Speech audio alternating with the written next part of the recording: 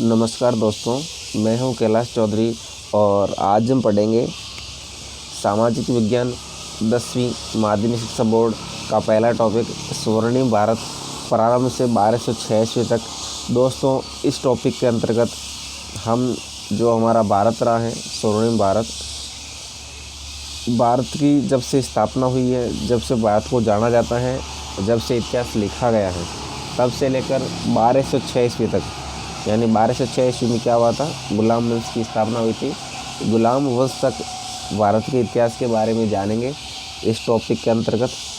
दोस्तों, यदि आप हमारे चैनल पर नए व्यूअर हैं तो चैनल को सब्सक्राइब कर दें, तो बेल आइकन को ज़रूर प्रेस कर लें ताकि आने वाले हर नए वीडियो की नोटिफिकेशन आपको सबसे पहले मिल सके। आओ शुरू करते हैं।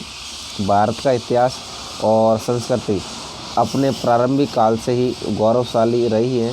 भारत विश्व गुरु और सोने की चिड़िया कहलाता था। दोस्तों, आप सभी जानते हैं भारत को विश्व गुरु और सोने की चिड़िया कहा जाता था। क्यों कहते थे दोस्तों विश्व गुरु और सोने की चिड़िया? सोने की चिड़िया इसलिए कहते थे क्योंकि भारत में दोस्तों सोना बहुत ज़्यादा आता था और पहले आप सभी जानते हैं वस्तु विनिमय होता था, पैसों का लेन देन तो होता नहीं था। तो भारत से जो अपना ये काली मिर्चें, मसाले, इस तरह की चीज़ें, हाथी दांत, ढाका का मलमल, ये चीज़ें विदेशों में निर्यात होती थी और विदेशों से भारत के अंदर सोना आता था। ज़्यादातर सोना हमें अफ्रीका से आता था, इथियोपिया से। तो दोस्तों, सोने के भंडार इतने ज़्यादा हो गए भारत में कि भारत को सोने की चिड़िया कहा जाने लगा। और विश्व गुरु इसलिए बोलते थे क्योंकि भारत में दोस्तों बहुत सारे विश्वविद्यालय थे, उच्च शिक्षा के केंद्र थे और कई देशों से, जैसे दक्षिणी कोरिया, उत्तरी कोरिया, जापान, चीन, कंबोडिया, वियतनाम, दूर दूर से लोग भारत में पढ़ने के लिए भारत के विश्वविद्यालयों तक्षशिला, नालंदा और विक्रमशिला में पढ़ने के लिए आते थे।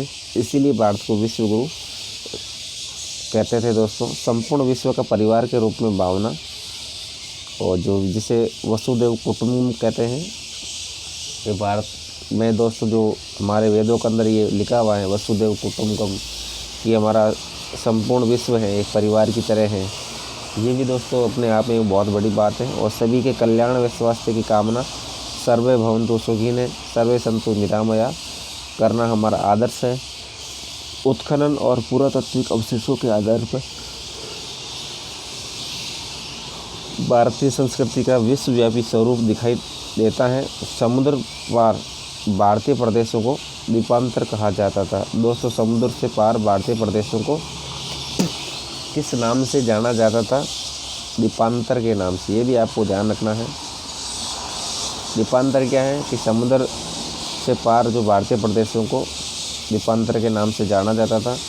अब दोस्तों आगे देखते हैं हम शक्तिशाली जलयानों में यात्रा करके, थोड़ा नीचे करते हैं। शक्तिशाली जलयानों में यात्रा करके भारतीय बर्मा देश, श्याम, इंडोनेशिया, मलेशिया, तो बर्मा देश किसको दोस्तों? बर्मा म्यांमार को कहा गया है। श्याम भी दोस्तों ये नॉर्थ ईस्ट का देश है।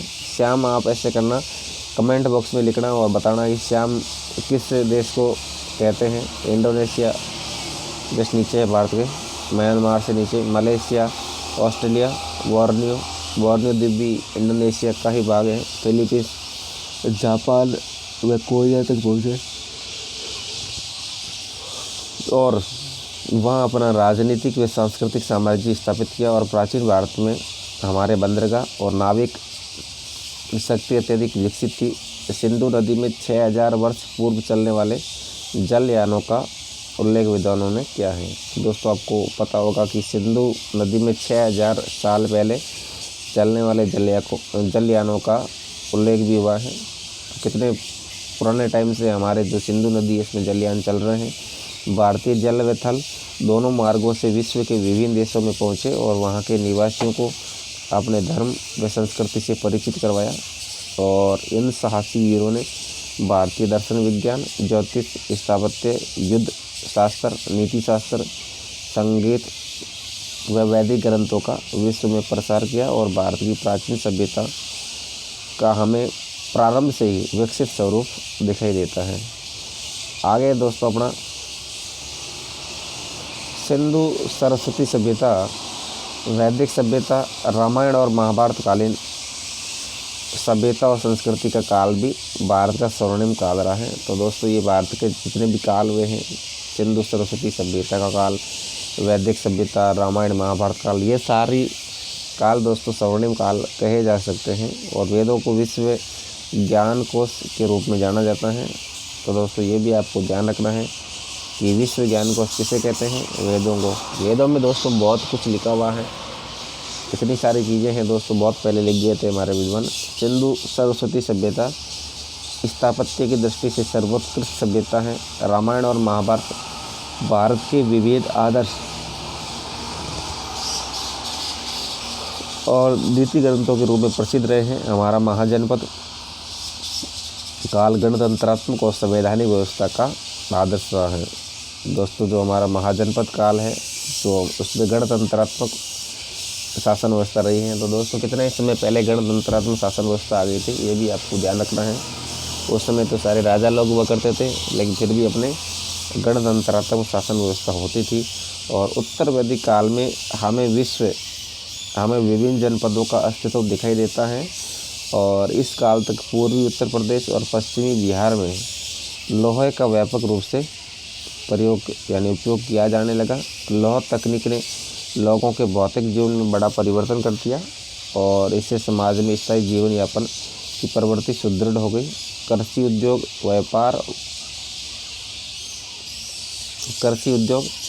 व्यापार, वाणिज्य आदि के विकास ने प्राचीन जनजातीय व्यवस्था को जर्जर बना दिया और छोटे छोटे जनों का स्थान बड़े जनपदों ने ग्रहण कर लिया। अब दोस्तों छोटे छोटे जनों से बड़े जनपद बनने लगे। आगे जनपद पढ़ेंगे, 16 जनपद हैं, महाजनपद और कुछ जनपद हैं। ईसा पूर्व 6वीं शताब्दी तक आते आते उन जनपद महाजनपदों के रूप में विकसित हो गए। ये दोस्तों समय आपको याद रखना है, 6वीं शताब्दी ईसा पूर्व मतलब 600 साल ईसा मसीह के जन्म से पहले और 2000 साल तक हो गए। लगभग 2600 साल पहले की बात है जब महाजनपद काल हुआ करता था। 6वीं शताब्दी ईसा पूर्व से के प्रारंभ में उत्तर भारत में क्या होता था दोस्तों, सार्वभौम सत्ता का अभाव था और संपूर्ण भारत अनेक स्वतंत्र राज्यों में विभक्त था और ये राज्य उत्तर वैदिककालीन राज्यों की अपेक्षा अधिक विस्तृत और शक्तिशाली थे। अब देखते हैं महाजनपद काल। तो दोस्तों इसका काल है 600 ईसा पूर्व से लेकर 325 ईसा पूर्व। तो आपको दोस्तों एक्यूरेट याद होना चाहिए इसका काल 600 ईसा पूर्व से 325 ईसा पूर्व। ये दोस्त ईसा पूर्व हमेशा उल्टा होता है क्योंकि ईसा मसीह का जन्म हुआ उसके 600 साल पहले से लेकर 325 साल पहले, इस तरह लिखा जाता है। आप कन्फ्यूज मत करना कि उल्टा क्यों लिखा है। 6वीं शताब्दी ईसा पूर्व में उत्तर भारत में अनेक विस्तृत और शक्तिशाली स्वतंत्र राज्यों की स्थापना हुई है और जिन्हें महाजनपदों की संज्ञा दी गई है। और बहुत ग्रंथ हैं अंगुत्तर निकाय के अनुसार उस समय 16 महाजनपद विद्यमान थे। तो दोस्तों किस बौद्ध ग्रंथ में 16 महाजनपदों के बारे में उल्लेख है, तो ये ग्रंथ है दोस्तों बौद्ध ग्रंथ है अंगुत्तर निकाय। एक जैन ग्रंथ और हुआ है, आपको कमेंट करके बताना है कि किस जैन ग्रंथ के अंदर 16 महाजनपदों का उल्लेख मिलता है। अगला है दोस्तों महाजनपद और राजधानी। अभी काशी महाजनपद है, इसकी राजधानी वाराणसी होती थी। वर्तमान में जो वाराणसी है, नरेंद्र मोदी जी जहाँ से चुनाव लड़ते हैं वो काशी है। कुरु है, इसकी राजधानी इंद्रप्रस्थ, दिल्ली के आसपास वाला क्षेत्र। अंग की राजधानी चंपा, ये बिहार में पड़ता दोस्तों। और मगध की राजधानी राजगृह या गिरिव्रज। ये दोस्तों एक लास्ट में आते आते मगध एक साम्राज्य बन जाता है और सभी 15 महाजनपद और है इसके अलावा सब वो अपने में शामिल कर लेता है। उसके बाद वज्जी है दोस्तों। वज्जी को विदेह और मिथिला राजधानी थी, अलग अलग थी। और मल की राजधानी कुशीनारा या कुशावती। चेदी की राजधानी शक्तिमती या सौतिमती, ये भी आपको ध्यान रखना है। और वत्स की राजधानी कौशाम्बी। कौशल की राजधानी दोस्तों, कौशल की राजधानी अयोध्या हुआ करती थी, भगवान श्री राम की जन्मभूमि। बुद्ध काल में इसके 2 भाग हुआ करते थे, उत्तरी भाग को साकेत कहते थे और दक्षिणी भाग की राजधानी श्रावस्ती होती थी। तो दोस्तों, जिस समय भगवान श्री बुद्ध हुए हैं उस समय राजधानी के 2 पार्ट होते थे, उत्तरी भाग को साकेत कहते थे।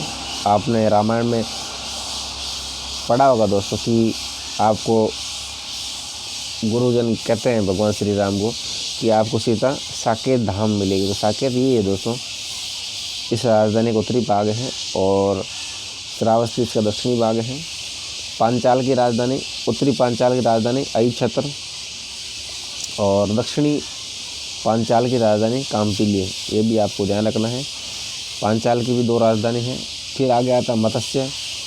तो दोस्तों, मत्स्य की राजधानी क्या हुआ करती थी? मत्स्य की राजधानी विराटनगर, ये जयपुर के आसपास वाला क्षेत्र, अलवर जयपुर। सूरसेन की राजधानी मैथुरा या सूरसेना, ये भी आपको ध्यान रखना है। और अस्मक की राजधानी क्या हुआ करती थी? पोतन या पोटली।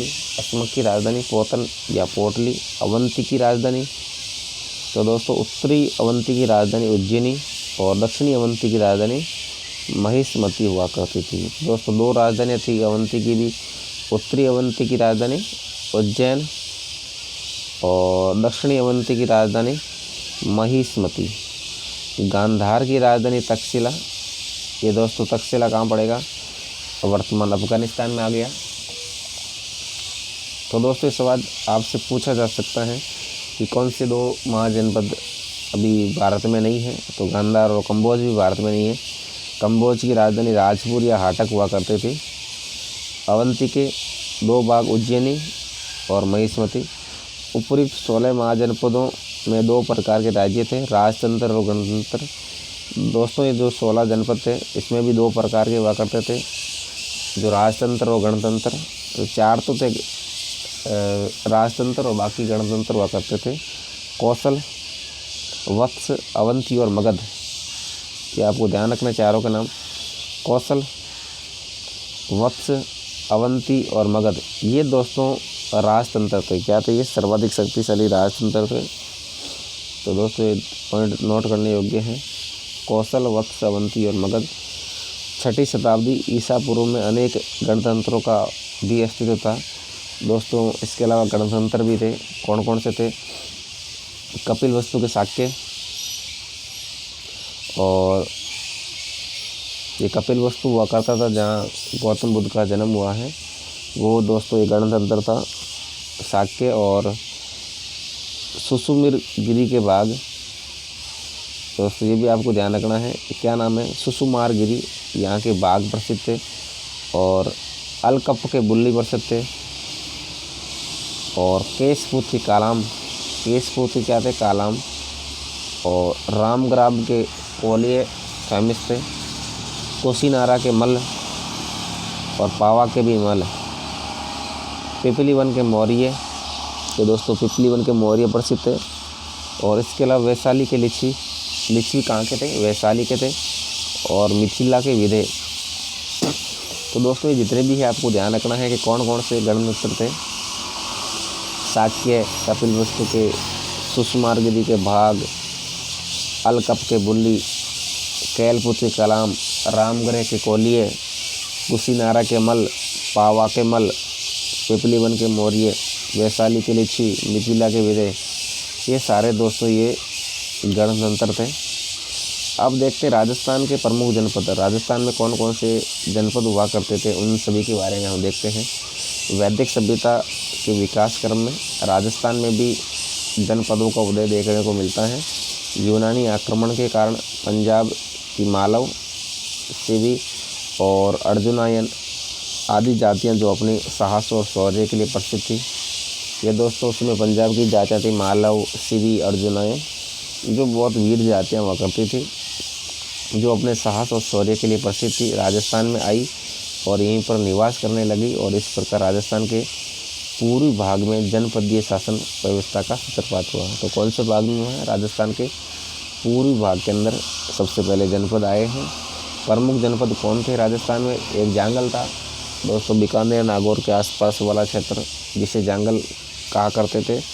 वर्तमान बीकानेर और जोधपुर के ज़िले महाभारत काल में जांगल देश कहलाते थे। तो दोस्तों इन्हें क्या कहते थे? बीकानेर और जोधपुर में के आसपास वाले क्षेत्र को महाभारत काल में जांगल देश कहते थे। और कहीं कहीं इसका नाम कुरु जांगला और मादरई जांगला भी मिलता है। तो आपको ये भी ध्यान रखना है, कुरु जांगला मादरई जांगला इसी के उपनाम है। और इस जनपद की राजधानी आई छत्रपुर थी, जिसे इस समय हम नागौर कहते हैं। और बीकानेर के राजा इसी जांगल देश के स्वामी होने के कारण खुद को जांगलदर बादशाह कहते थे। दोस्तों सिक्कों पर भी जांगलदर बादशाह लगाते थे बीकानेर के नरेश, और ख़ुद अपने आप को कहते थे हम जांगलदर बादशाह हैं। बीकानेर राज्य के राज चिन्ह में भी जय जांगलदर बादशाह लिखा मिलता है। ये भी दोस्तों एक महत्वपूर्ण पॉइंट है, आपको ध्यान रखना है। उसके बाद है मत्स्य। मत्स्य के बारे में आपने बहुत कुछ पढ़ा है कि जयपुर अलवर के आसपास वाला क्षेत्र जिसे मत्स्य कहते थे। वर्तमान जयपुर के आसपास का क्षेत्र मत्स्य महाजनपद के नाम से जाना जाता था, और इसका विस्तार चंबल के पास की पहाड़ियों से लेकर सरस्वती नदी के जंगल तक का क्षेत्र था। तो दोस्तों कितना बड़ा क्षेत्र था इनका मत्स्य का? चंबल के पास की पहाड़ियाँ हैं, चंबल के पास की पहाड़ियों से लेकर सरस्वती नदी के जंगल तक का क्षेत्र। आधुनिक अलवर और भरतपुर के कुछ भाग भी इसके अंतर्गत आते थे। मत्स्य जनपद के अंतर्गत अलवर और भरतपुर के कुछ क्षेत्र भी शामिल थे। और इसकी राजधानी विराटनगर थी, और जिसे वर्तमान में बैराटक्षे नाम से भी जाना जाता था। तो दोस्तों ये भी आपको ध्यान रखना है, विराटनगर जिसकी राजधानी बैराट। मौर्य शासक बिंदुसार से पहले मत्स्य जनपद की स्पष्ट जानकारी का अभाव है। तो दोस्तों जो मौर्य शासक थे बिंदुसार, प्रसिद्ध हुए दोस्तों बिंदुसार किसके थे? सम्राट अशोक के पिताजी थे। उनसे पहले मत्स्य जनपद की जानकारी का अभाव मिलता है। और महाभारत काल में कहा गया है कि सहाज नामक एक राजा ने चेदी तथा मत्स्य दोनों राज्यों पर शासन किया। तो दोस्तों आपको इस राजा का नाम ध्यान रखना है, सहाज, जिसने चेदी और मत्स्य दोनों राज्यों पर राज किया है। और मत्स्य प्रारंभ में चेदी राज्य और कालांतर में यह विशाल मगध साम्राज्य का अंग बन गया। तो लास्ट में तो मगध साम्राज्य में मिल जाता है सारे साम्राज्य, और शुरू में चेदी राज्य का अंग था। अब आगे देखते हैं सूरसेन। सूरसेन किसे कहते हैं दोस्तों? आधुनिक ब्रज क्षेत्र में ये महाजनपद स्थित था, और इसकी राजधानी मथुरा थी। तो दोस्तों सूरसेन कहाँ है? जो वर्तमान ब्रज क्षेत्र है, अलवर, भरतपुर, मथुरा और आगरा, ये वाला क्षेत्र, इसकी राजधानी मथुरा। प्राचीन यूनानी लेखक इस राज्य को सूरसेनोई और राजधानी को मैथुरा कहते हैं। दोस्तों ये भी आपको इम्पोर्टेंट फैक्ट ध्यान रखना है, इसकी राजधानी को मैथुरा या सूरसेनोई के नाम से जाना जाता था। और महाभारत के अनुसार यहाँ यदु यानी यादव वंश का शासन था, और भरतपुर, धौलपुर, करौली जिलों के अधिकांश भाग सूरसेन जनपद के अंतर्गत आते थे। ये दोस्तों कौन सा क्षेत्र सूरसेन जनपद के अंतर्गत आता था? भरतपुर हो गया, धौलपुर हो गया, और करौली जिलों के जो अधिकांश भाग हैं वो सूरसेन जनपद के अंतर्गत आते थे। तो दोस्तों ये क्षेत्र भी आपको ध्यान रखना है। अलवर जिले का पूर्वी भाग भी सूरसेन के अंतर्गत आता था, और वासुदेव के पुत्र श्री कृष्ण का संबंध भी इसी जनपद से था। तो दोस्तों श्री कृष्ण जी भी ब्रज क्षेत्र से ही बिलोंग करते हैं। अगला है जो सीवी जनपद है। सीवी जनपद की राजधानी क्या थी? शिवपुर थी। और राजा सुशील, राजा का नाम ध्यान रखना सुशील, इसने अन्य जातियों के साथ 10 राजाओं के युद्ध में पराजित किया था। ये दोस्तों 10 राजाओं के युद्ध में भी राजा सुशील ने भाग लिया था जो सीवी के थे।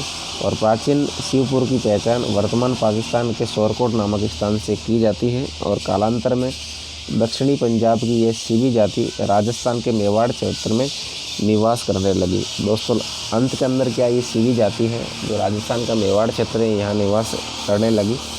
और चित्तौड़ के पास स्थित नगरी, फिर दोस्तों ये लोग नगरी में बस गए। नगरी इस जनपद की राजधानी थी, इनको राजधानी बना लिया नगरी, जिसे वर्तमान चित्तौड़गढ़ कहते थे। मेवाड़ के अनेक स्थानों से शिवियों के सिक्के भी प्राप्त हुए हैं। दोस्तों शिवियों के सिक्के भी मिले मेवाड़ से। मंदसौर के पास 5 गुहा लेख प्राप्त हुए हैं और जिनसे शिवी जनपद का प्रसार पश्चिम से लेकर दक्षिणी पूर्व तक होना ज्ञात होता है। जिससे दोस्तों क्या पता चलता है कि शिवी जनपद का प्रसार पश्चिम से लेकर दक्षिणी पूर्व तक है। उसके बाद दोस्तों हम आगे चलते हैं।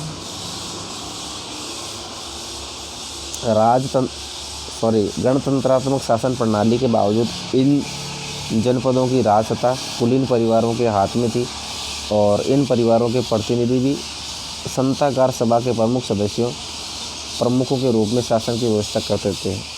दोस्तों गणतंत्रात्मक शासन व्यवस्था होने के बावजूद भी जो राज्य की शक्ति थी इनके परिवार के हाथ में हुआ करती थी और इनके परिवारों के प्रतिनिधि क्या करते थे, संतागार सभा होती थी और संतागार सभा के प्रमुख हुआ करते थे और संतागार के सदस्य निर्धारित विषयों पर अपने विचार व्यक्त कर सकते थे और इसे कहते थे अन्यू विरोध। तो दोस्तों अन्यू विरोध क्या है? अन्यू विरोध संतागार सभा के सदस्य जो अपने विचार व्यक्त कर सकते थे उन्हें अन्यू विरोध कहा जाता था। जो विषय विवादग्रस्त होते थे उन पर मतदान कराया जाता था और मतदान में बहुरंगी सलाखाएँ काम में ली जाती थी। दोस्तों आप एक बार चालू रखना। मतदान में बहुरंगी सलाखाएँ काम में ली जाती थी और संतागार जनपदों की सबसे बड़ी संस्था हुआ करती थी। तो दोस्तों संतागार क्या थी? संतागार जो हमारे जनपद थे उनकी सबसे बड़ी सभा हुआ करती थी। तो दोस्तों ये फैक्ट भी आपको ध्यान रखना है। उसके बाद आगे देखते हैं। राज्य की नीति के आधारभूत नियमों का निर्धारण इसी सभा में होता था। दोस्तों राज्य में जो नियम बनते थे इसी सभा से बनते थे और विशाल गणतंत्रों में केंद्रीय संतागार के अलावा प्रांतीय संतागार भी होते थे। दोस्तों प्रांतीय संतागार भी हुआ करते थे केंद्रीय संतागार के अलावा।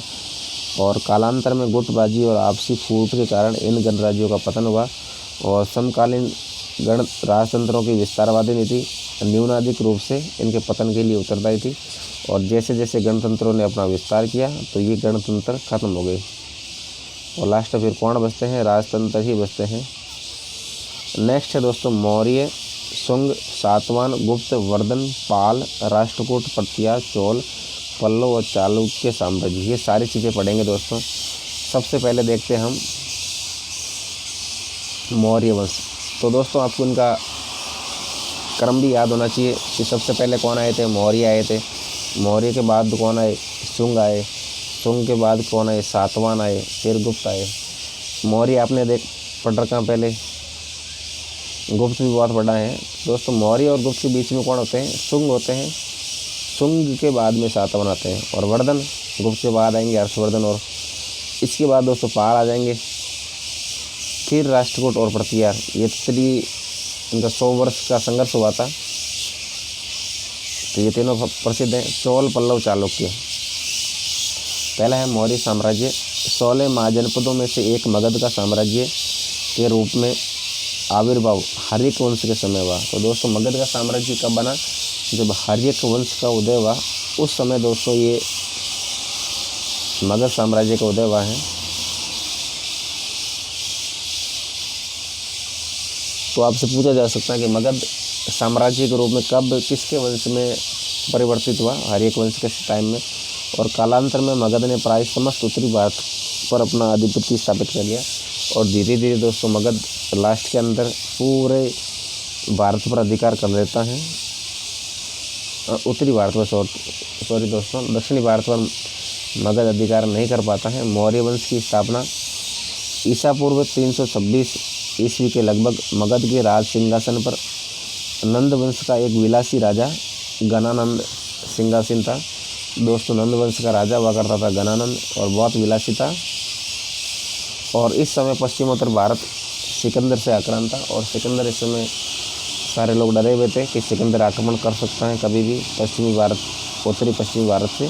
प्रजा अपने राजा के अत्याचारों से पीड़ित थी और असैन्य कर भाव के कारण राज्य के लोग सबसे उससे असंतुष्ट थे और इस परिस्थिति में मगध को एक ऐसे व्यक्ति की आवश्यकता थी जो विदेशी आक्रमण से उत्पन्न संकट को दूर करें और उसे एक सूत्र में बांधकर चक्रवर्ती सम्राट के आदर्श को चरितार्थ करें और शीघ्र ही भारत के राजनीतिक नवमंडल पर कौटिल्य का शिष्य है। कौटिल्य, विष्णुगुप्त और चाणक्य दोस्तों एक ही नाम है जिन्होंने अर्थशास्त्र लिखी। इनके शिष्य चंद्रगुप्त आते हैं और एक नए राजवंश मौर्य वंश की स्थापना करते हैं। अब हम पढ़ते हैं चंद्रगुप्त मौर्य के बारे में। तो दोस्तों बहुत प्रसिद्ध शासक हुए हैं। अपने गुरु चाणक्य, इनका काल भी आपको ध्यान रखना है। 322 ईसा पूर्व से 298 ईसा पूर्व इनका समय है। अपने गुरु चाणक्य की सहायता से अंतिम नंद शासक गणानंद को पराजित कर 25 वर्ष की आयु में चंद्रगुप्त मौर्य मगध के राज सिंहासन पर आरूढ़ होते हैं। दोस्तों किसकी सहायता से चंद्रगुप्त मौर्य राजा बनते हैं? अपने गुरु चाणक्य की सहायता से। और अंतिम शासक कौन होते हैं नंद वंश के? वो होते हैं गणानंद। ये फैक्ट भी आपको ध्यान रखना है। और चंद्रगुप्त मौर्य ने व्यापक विजय अभियान करके प्रथम अखिल भारतीय साम्राज्य की स्थापना की है। और 305 ईसा पूर्व में उसने तत्कालीन यूनानी शासक सेल्यूकस निकेटर को पराजित किया है। तो उसको निकेटर को भी पराजित कर देते हैं 305 ईसा पूर्व के अंदर चंद्रगुप्त मौर्य।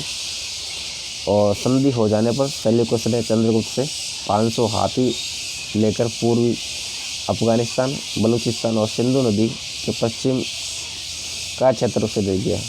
बाद में क्या होता दोस्तों, संधि हो जाती है सेल्यूकस निकेटर और चंद्रगुप्त मौर्य के बीच में। तो फिर क्या किया जाता है कि संधि हो जाने के बाद चंद्रगुप्त से वो 500 हाथी लेकर पूर्वी अफगानिस्तान, बलूचिस्तान और सिंधु नदी के उस पार वाला क्षेत्र अपने पास रख लेता है और सिंधु नदी के पूर्वी क्षेत्र चंद्रगुप्त मौर्य के पास रहता है। सेल्यूकस ने अपनी पुत्री का विवाह भी चंद्रगुप्त से कर दिया और मैगस्थनीज को अपने राजदूत के रूप में उसके दरबार में रखा। ये ध्यान रखना दोस्तों, अफगानिस्तान, बलूचिस्तान और सिंधु नदी का पश्चिमी क्षेत्र मिला था सेल्यूकस निकेटर को। चंद्रगुप्त के विशाल साम्राज्य में काबुल, हेरात, कंधार, बलूचिस्तान, पंजाब, गंगा यमुना का मैदान, बिहार, बंगाल, गुजरात, विंध्य और कश्मीर के भूभाग सम्मिलित थे।